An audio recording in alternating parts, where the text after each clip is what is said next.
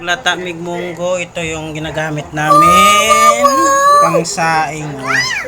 Yan o, kahoy. Yan yung ginagamit namin pang saing na may kunting langis Tingnan mo, lakas.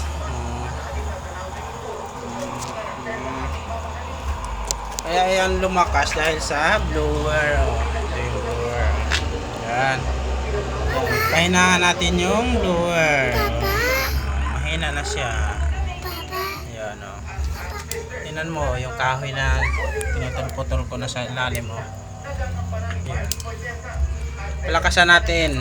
Ayan. Palakasan natin yung blower. Ayun. Lumakas siya. Ayan yung kahoy. Ang lakas. Yan, mga kahoy gagamitin namin nilagari ko lang siya, kaya plywood yan, tapos konting langis yun, malakas na.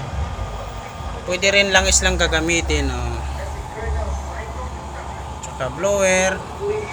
Hindi naman siya magastos sa kuryente kasi 12 volts lang siya, DC, kaya hindi siya magastos sa kuryente. Ayun, lakas.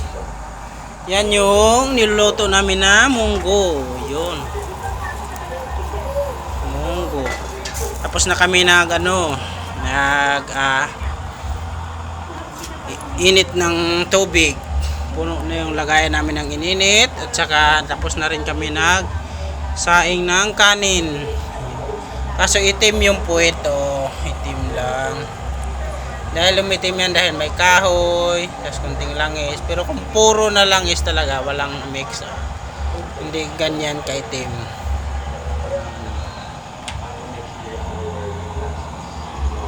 Thank you.